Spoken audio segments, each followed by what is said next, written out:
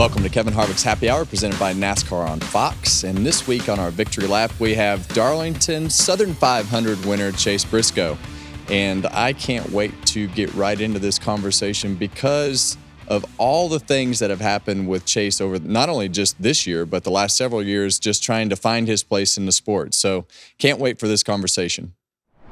All right, Chase. Well, what a freaking night. You had all of us that are on this show and probably people everywhere standing up watching TV last night. What in the world was that emotion like? We heard afterwards just the emotion on the radio and everything that you went through. You guys have been through so much. Explain to us what that meant and what last night was like. Yeah, it was an unbelievable, night, obviously. But yeah, to be able to do that in the fashion that we did it, and in the circumstances we're in, all the people there have every excuse to honestly kind of throw in the towel. And every other race team in the sport right now, all they worry about is how to bring the fastest car to the racetrack every single week. And our place, they're trying to do that. But on top of that, they're trying to figure out how they're going to pay their house payment, how they're going to provide for their family, where they're going to work next year.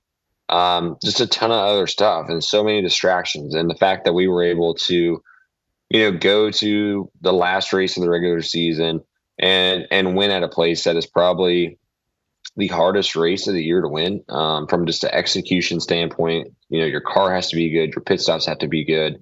It takes everything. And for us to be able to go there and win and, our last chance to make the playoffs is a huge morale boost for SHR. Obviously if we would have won next week, it would have been great, but it wouldn't have done near as much from inside the four walls of SHR as it does as winning to get into the playoffs. So yeah, just an unbelievable night. And just super thankful that I was the one that gets to drive it. So you go through the whole season. You guys go through the shop shutting down. At what point did the conversation between you and Richard Boswell, your crew chief, say, okay, we got to put all this behind us. How are we going to get to victory lane? How are we going to finish this season off and work together? And we know people are going to leave. What was the turning point? Because we've seen flashes of speed from the SHR cars here and there, but what was that turning point for you guys to say we got to figure this out and make something out of this season? Yeah, I mean, obviously, what we did last night, the mentality was no different than what we've been doing all year long. But last night, just everything, came together. I felt like our car was really, really good. Our pit crew was really, really good. I ran a really good race. It just took everything. And yeah, I don't know. I don't know what changed. I know last week at Daytona was probably the most embarrassing race I've ever ran in my career. I was just like embarrassed to even be around the guys because of how bad I did. And I texted Boswell literally before we got on the airplane Saturday night. I said, I don't ever want to talk about this race again. We're not going to talk about it this week, but I promise you I will make it up to you next week. And for them to be able to bring a car that was capable of winning and for me to obviously do the job that I needed to do was a huge thing. So, yeah, I'm excited for these next 10 weeks. I feel like that, we're dangerous with our backs up against the wall. We have nothing to lose. And now that our team, and our pit crew and everybody believes that we can win, I definitely think it's going to be an exciting 10 weeks for us.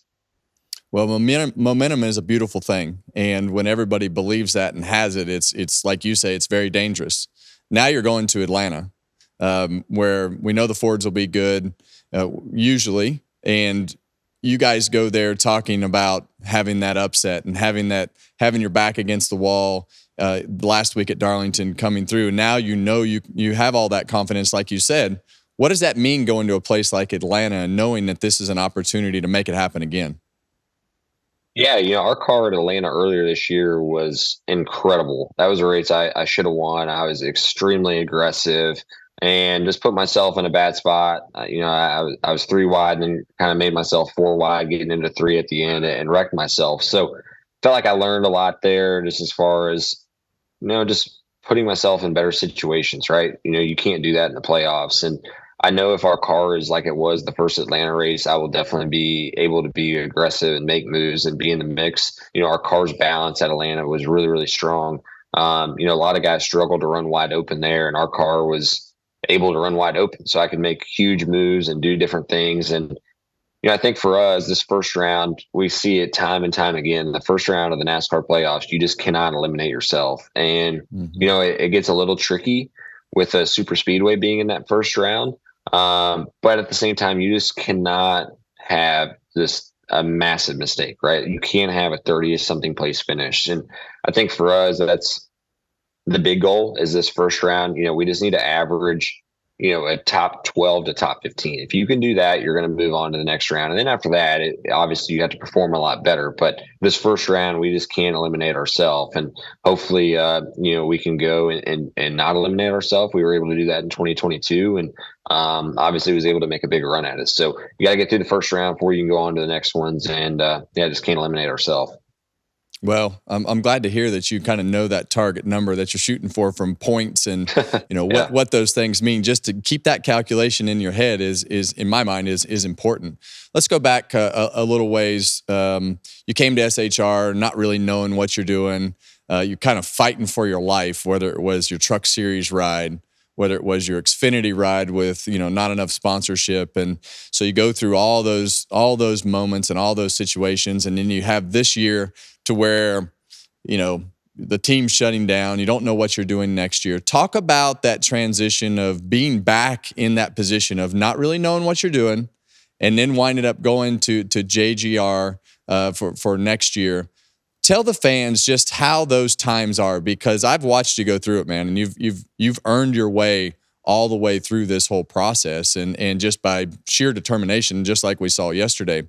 What's that like when you don't know what you're doing next and you're racing for your life?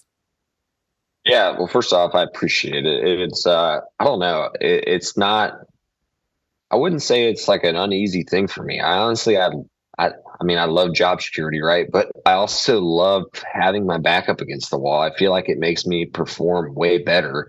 And my whole career's been like that, right? Sleeping on the couches and volunteering at shops, getting one opportunity in a race, having to go perform. And then, you go to the Truck Series and the Xfinity Series and all those things. And, you have to perform if you want to continue to have a job in this sport. And, it's been, a wild ride. Unfortunately, obviously with SHR shutting down, it put me in a weird spot, not knowing what was going to happen. And then, to get the opportunity to go to JGR and drive, probably one of the best cars in the entire sport is something that I'm super excited for. And, last night I felt like was gratifying in the sense I felt like it proved to people that probably doubted why I got that ride that, I am capable. And I feel like I'm one of those guys that deserve, that caliber of ride. So yeah, it's been obviously a wild career and just how everything's kind of turned out, from, the sleeping on the couches to, not having a ride and literally highpoint.com coming in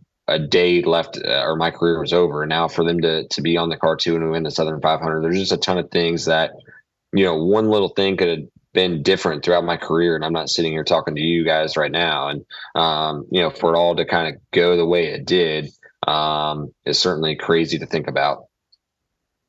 Have you had any conversations with Tony along this way? Obviously he knew the position that everybody was in about what you should do next or when you were leaving or anything along those lines.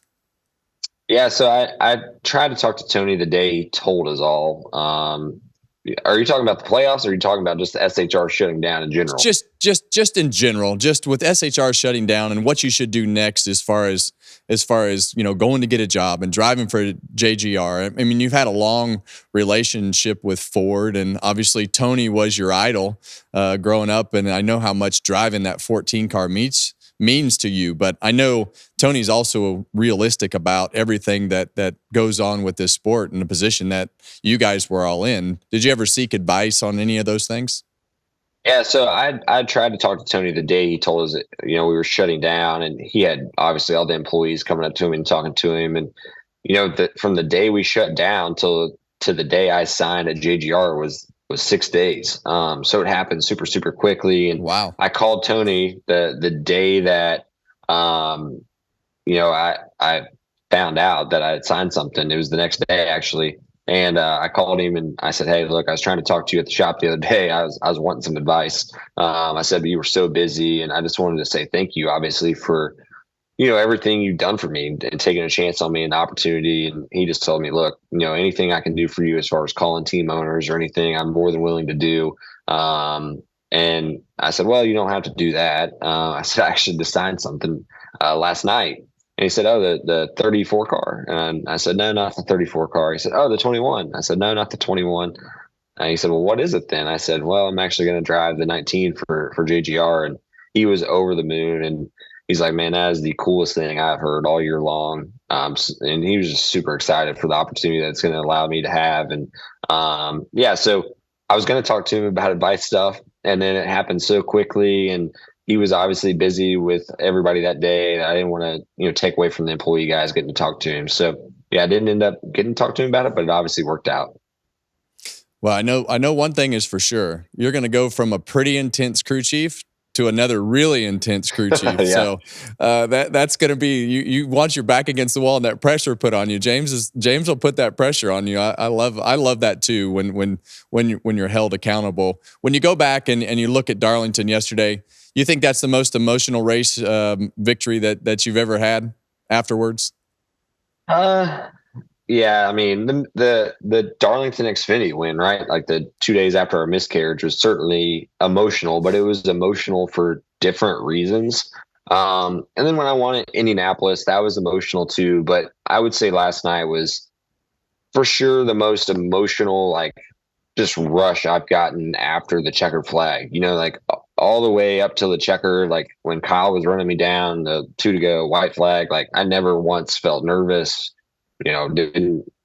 Nothing fazed me in that sense. And as soon as I crossed the checkered, it was like everything came out and just, I did the victory lap and turned around backwards and just drove and put the window net down and looked at all the fans. And that's when I started like bawling, just the amount of people and, just knowing that I just won a crown jewel in NASCAR and did it at a place that is, honestly, probably the most challenging place to win at was just by far the most gratifying win I would say in my career. And then just even the circumstances, a lot of people don't realize, everything that happened at Daytona and just how bad of a job I did. Like I did literally the worst race in my entire life and got out of the car and just literally stood there and like stared off in the distance for 10 minutes. And texted Richard before we got on the plane. I said, I don't ever want to talk about this race. It was embarrassing. It'll never happen again.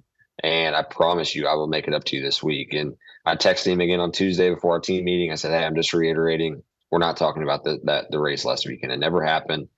And then for us to be able to go there and win, just from a personal side meant a lot to me. Just, I felt like I put a lot on my shoulders going into this weekend, and for it to work out the way it did and for us to be able to win in the fashion that we did it, was really special. Well, it was pretty awesome, and I'm really happy for you and your whole team and everybody that's left at SHR that has stuck around to be there at the end. I hope you go out there and make some noise in the playoffs and have fun these last 10 weeks. And I know that this takes a lot of pressure off of everybody there, but go have some fun, man.